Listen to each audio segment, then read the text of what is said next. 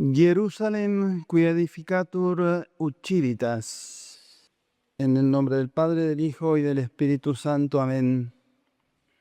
En los textos que están tomados de los Salmos del rey David, se habla de Jerusalén. Alégrense todos los que la aman. Y esta Jerusalén de que hablan los Salmos nos es presentada como una ciudad perfectamente construida, rodeadas de montañas, cuyas partes se hallan bien unidas, y los que la suben, los que llegan a ella, dicen los textos sagrados, son las tribus de Dios que van a ella para alabarle, para alabar a Dios, y que los que confían en Él son como el monte mismo de Sión, donde estaba construida Jerusalén, y quienes lo habitan jamás serán derribados. Y entonces nos preguntamos, ¿de quién se habla al mencionar a Jerusalén? ¿Qué significa presentarla como una ciudad perfectamente construida, rodeada de montañas y formada por partes bien unidas, a donde suben las tribus para alabar a Dios?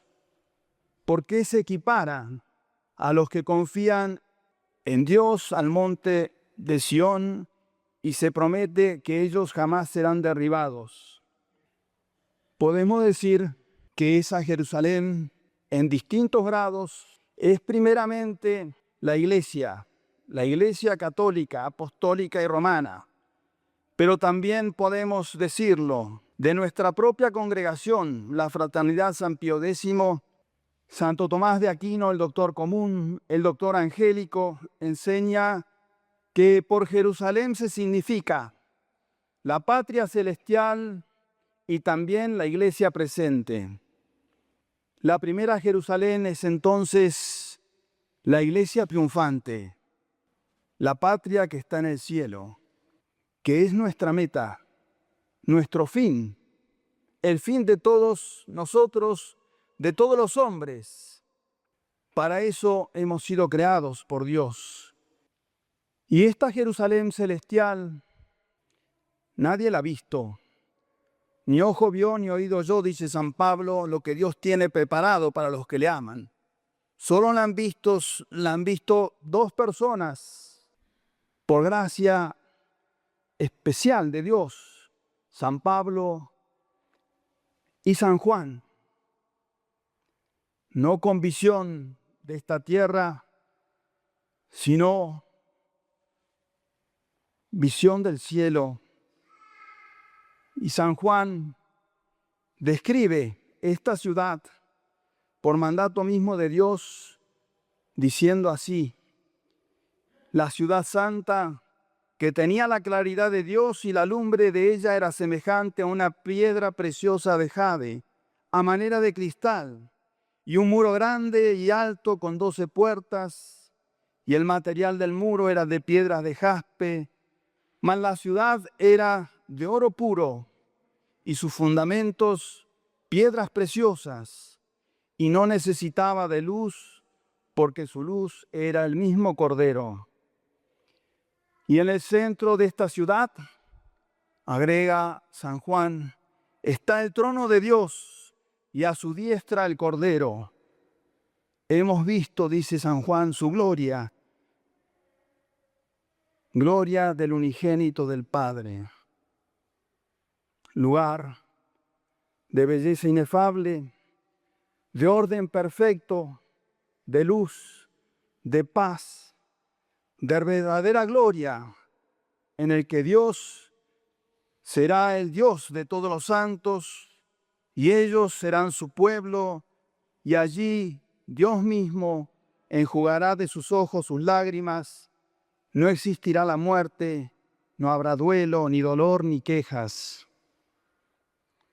Hay en el cielo, decía San Agustín, una eterna Jerusalén, en donde están los ángeles, nuestros conciudadanos, y lejos de ellos, nosotros peregrinamos aquí en la tierra y suspiramos por ella. Y aquellos que también peregrinan junto a nosotros y contemplan ya esta ciudad, nos animan a que corramos hacia ella. El cielo, la bienaventuranza, la ciudad de Jerusalén celestial. Pero esta Jerusalén del cielo tiene su realización terrena, una realización pasajera. No es el fin. Esa realización es la iglesia militante, la iglesia católica, el cuerpo místico de Cristo, la ciudad de Dios de que habla San Agustín, cuyo fundador, cabeza y rey es el mismo Cristo. Él es la piedra angular. La iglesia se construye en el tiempo y ella es la única que lleva a los hombres a la eterna bienaventuranza, porque fuera de ellas, lo sabemos, no hay salvación. ¿A qué Jerusalén te refieres?, se preguntaba el mismo San Agustín, hablando de esta iglesia terrena. Y él responde, a aquella que se edifica como ciudad, que ahora se está edificando y a la que concurren en su edificación piedras vivas. Los católicos, vosotros, dice San Pedro, vosotros como piedras vivas, sois edificados en casa espiritual, en templos santos de Dios, templos vivos por la virtud de la fe. Si crees, agrega San Agustín, te haces templo santo de Dios. ¿Y quien edifica? Es Cristo mismo.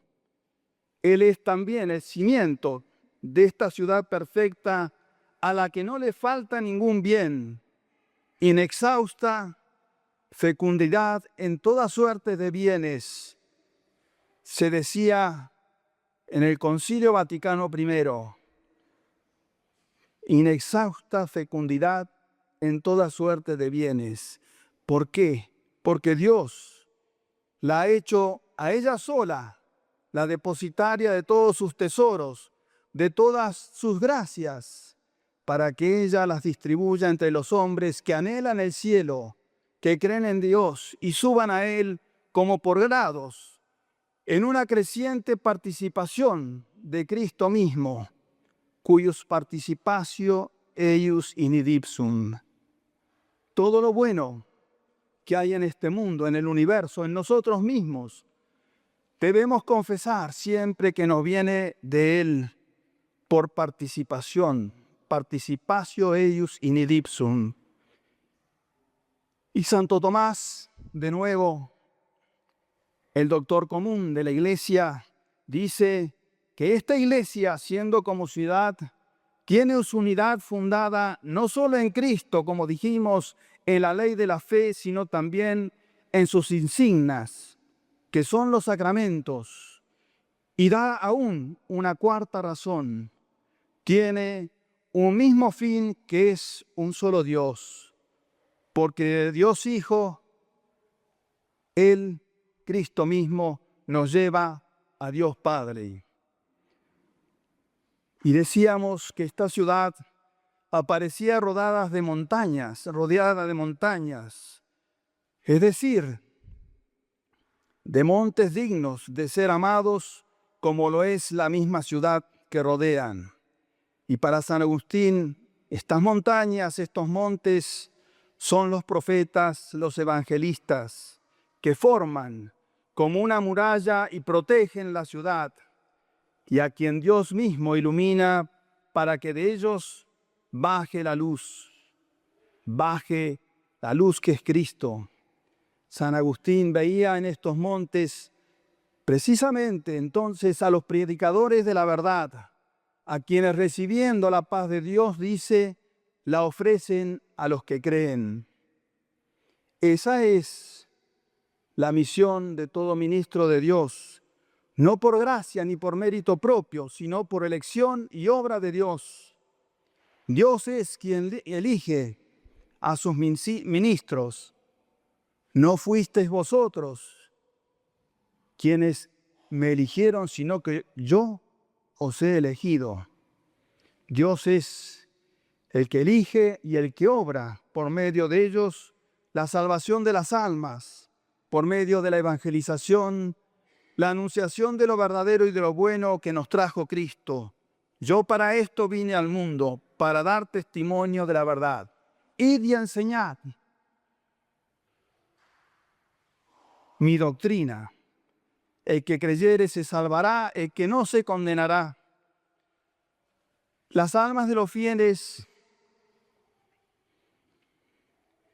conocen así lo que hay que creer, fides ex audito, y lo que hay que obrar para ganarse el cielo.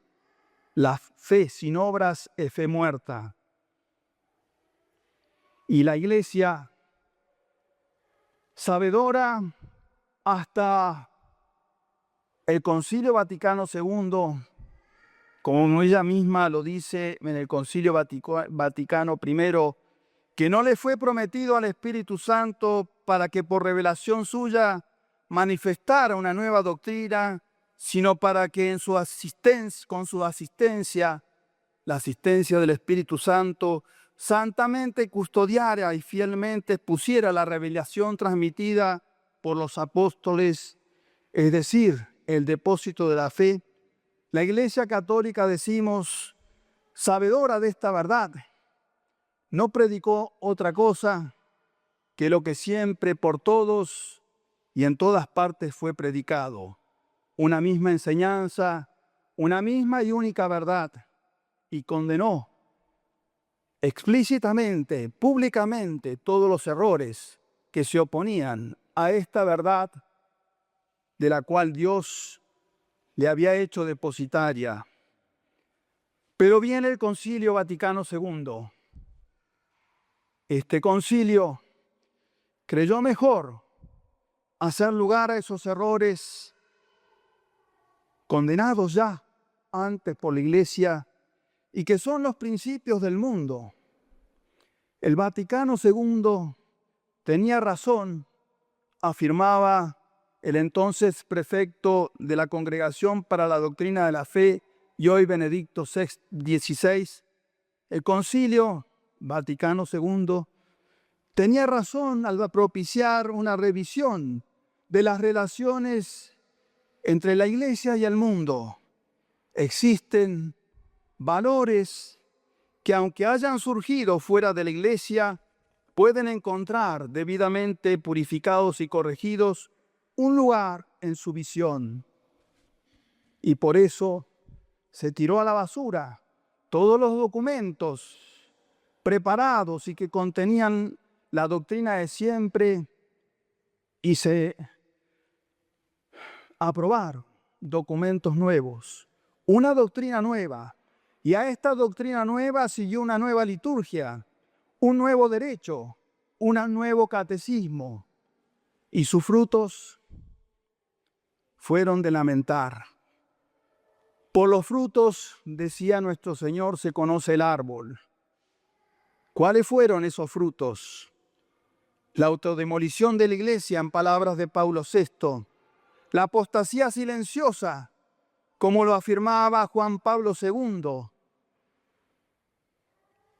Y Benedicto XVI, Ratzinger, en realidad todavía en su último sermón antes de ser elegido sumo pontífice decía: los vientos de las nuevas doctrinas de estos últimos decenios han zarandeado la pequeña barca del pensamiento de muchos cristianos. ¿Y cuáles eran esas nuevas doctrinas? El relativismo, lo decía el mismo Ratzinger, que no conoce nada como definitivo. El sectarismo, el colectivismo, el individualismo.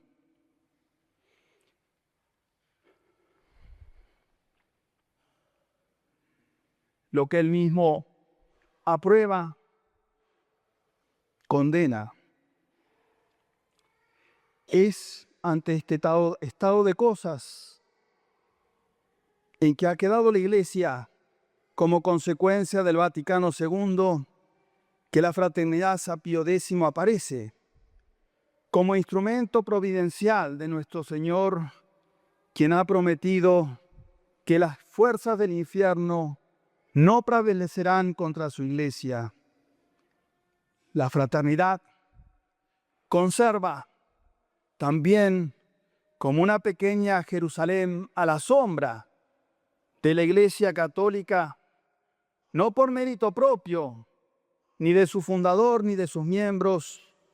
Ella conserva la doctrina de siempre, el sacerdocio de siempre, la misa y la liturgia de siempre, las leyes de siempre de la Iglesia, el catolicismo de siempre, la fe, no para sí, sino para la Iglesia Católica, para las almas sedientas de la verdad de siempre y de las obras de siempre que santificaban las almas y les abrían las puertas del cielo. Todo esto, que es un tesoro, no es de la fraternidad, sino de Dios mismo. Son los montes y murallas que rodean y protegen a la Iglesia, la Jerusalén terrena. Es un tesoro que Dios nuestro Señor ha puesto en sus manos y que no le pertenece, ni es para sí, sino que debe hacer fructificar, dar a conocer, para que la luz de Dios vuelva a iluminar en las tinieblas que hoy envuelven el mundo y la misma Iglesia. Eso podemos decir también es lo que da sentido a las discusiones actuales con Roma. Llevar la luz, la verdad de Cristo, la doctrina de Cristo, para enfrentarla con los errores que han entrado en la Iglesia. Si estas verdades llegan a arraigar y dominar sus inteligencias, ellas les harán hombres verdaderamente católicos, dispuestos a no rehusar molestia alguna por ellas y por vivir según esas mismas verdades, como también debemos estar todos, clérigos o no clérigos, dispuestos a no rehuir ningún sufrimiento por los misterios de nuestra fe. Esa es, todo esto que hemos explicado es la razón de la alegría del Salmo de hoy y de nuestras fuerzas, con la que nadie podrá ser vencido ni derribado, porque esa fuerza es Cristo mismo. Todo lo puedo en aquel que me conforta, decía San Pablo. Cristo ha sido el vencedor del mundo y del demonio y ha prometido su ayuda a aquel que en él se confía. Esa es la gracia que pedimos hoy y siempre a nuestro Señor por intermedio de María Santísima.